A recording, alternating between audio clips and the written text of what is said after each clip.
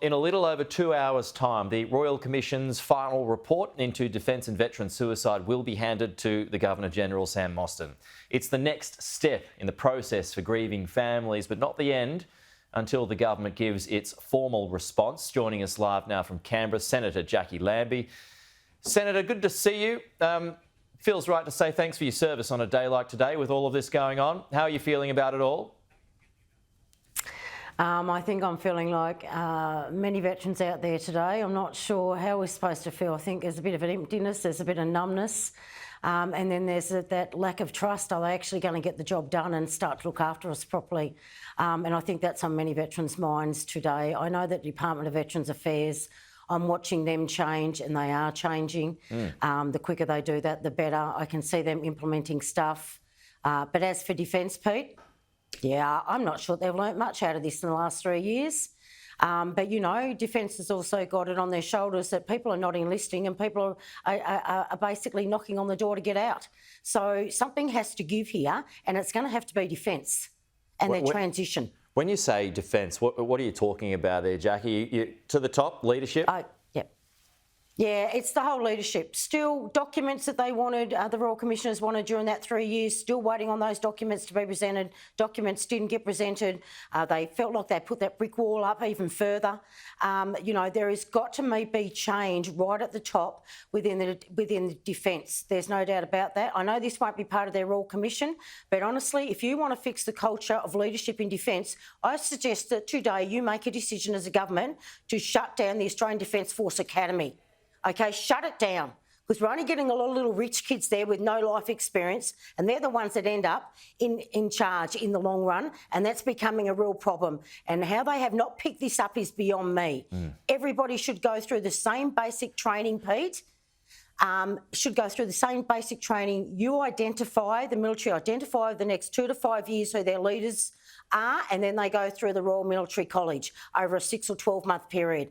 But spending $1 billion on an Australian Defence Force Academy, which I believe has failed miserably and has produced the leaders that we have at the top today, there's your problem. I think you made a really good point there, re-recruitment, because, I mean, we're all being told we need more fighters, we need more soldiers, we need more members in the Defence Force. But then you get these staggering statistics that were revealed during the Royal Commission, Jacqui, that more people have committed suicide. 80% more have committed suicide than those who actually died while fighting on the battlefield, well, in the line of duty. It's staggering. It is absolutely staggering, and you can wonder why those families and those mothers that have been out there for years and everybody else is saying, don't join until it's fixed. I do not want to have to get on that bandwagon. But if they don't change their ways over the next 3 to 6 months, I will. And that is going to hurt. You're going to have even less people joining, I can assure you. That is my threat to Defence and to our national security, mate. But quite frankly, they need to start looking after the veterans. So the government, obviously it has to go through the report, but you'd have to think it adopts all the recommendations, right? You would have to think that I haven't seen those recommendations in full either, but you would certainly, what I'm hearing and been watching the last 3 years is that those recommendations should be put through in full. They also need that National Commissioner. We need that National Commissioner back on the beat. The Defence National Commissioner, we need them. I believe that will be one of the recommendations. It certainly should. And that needs to be done. But that National Commissioner needs more powers so they can actually get their job done. Otherwise, they're just going to be up against that same brick wall with Defence as what the Royal Commission has been. Somebody needs to be holding Defence and DVA accountable every single day.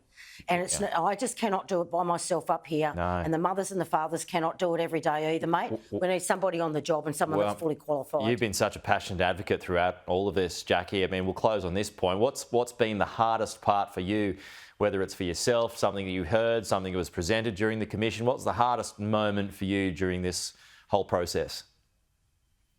I think the hardest moments for us is that we're still getting the same systematic issues coming through my office. And that is really sad, and more so with Defence. It's not so much with DVA, that we still have those issues going on, and it just feels like there's no change. And that is hurting those veterans who are serving in uniform, and that is really unfair. Okay, for all those veterans who are watching, thank you for your service. Jacqui, thank you.